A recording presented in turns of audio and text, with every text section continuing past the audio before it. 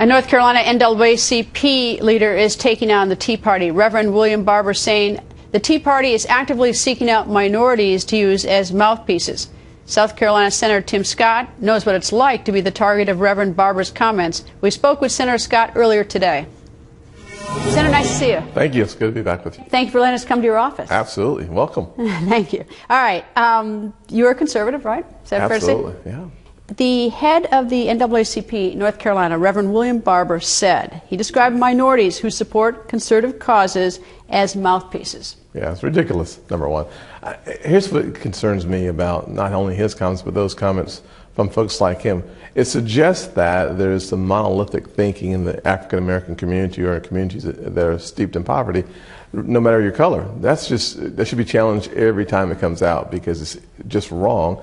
And the impact of those comments on people who are looking for a way out of poverty or looking for a way to expand their opportunities, looking to start a new company, they're told very quickly, don't be different. Don't think for yourself. Don't do things in ways that are inconsistent with your community, or you'll find yourself having been rebuked by the leaders of that community. That's just a very bad impression to leave on the minds of young kids. Why do you think he said that? And he has said other things before. He's called you a ventriloquist dummy. I mean, he's singled you out. Why do you think he's done that? You know, it's hard to tell why. I try not to focus too much attention on why people say what they do. I can't really look into his heart and figure out his intentions.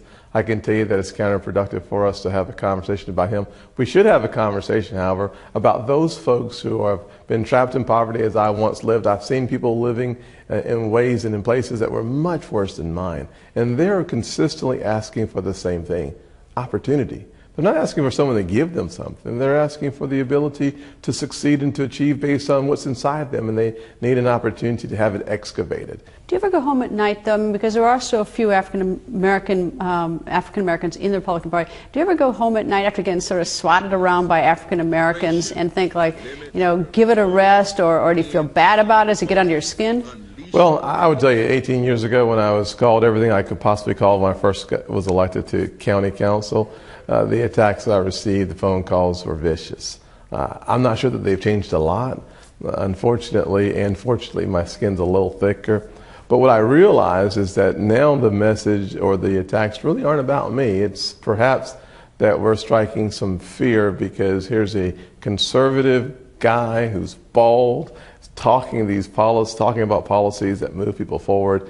Maybe that's what they're concerned about, not the melanin in my skin. I'm not quite sure what drives them crazy, but there's something about having unique conservatives placed in pretty prominent positions at a time when there's such a great debate about the wealth gap increasing in the last 5 years.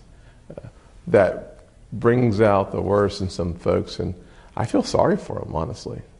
You were in the House before you were in the Senate. A lot of African Americans in the House, not so much here in the U.S. Senate. Were they receptive to the Democrats on the other side, or was there some sort of tension because you're African American Republican? Well, just to be transparent, there is a natural tension, it seems, between being a Republican and the black community, it seems. What I find is if you don't pay attention to that natural tension, that you diffuse it very quickly just by being yourself. And so when I had the opportunity to become appointed to the Senate, the person who stopped and penned an editorial on my behalf was the chairman then of the CBC. He decided that I represented the values of South Carolina, but I also did it in a gentlemanly way. And so I have found great support from many of my friends who are in the CBC. It takes a little work. People raise their eyebrows. They're a little suspicious. When I go to historically black colleges and universities, the first question I get from the kids are, why are you Republican?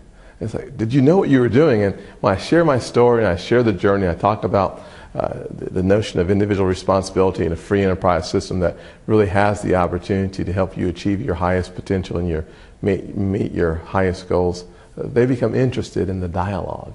And that's what I think is perhaps frightening to the left, is that we have an opportunity to have a serious conversation, not about what I believe or what they believe, but what does the person who needs the opportunity believe, and how can we help them get out? Senator, it's always nice to see you. Thank you, so sir. much. Thank yes, you. ma'am.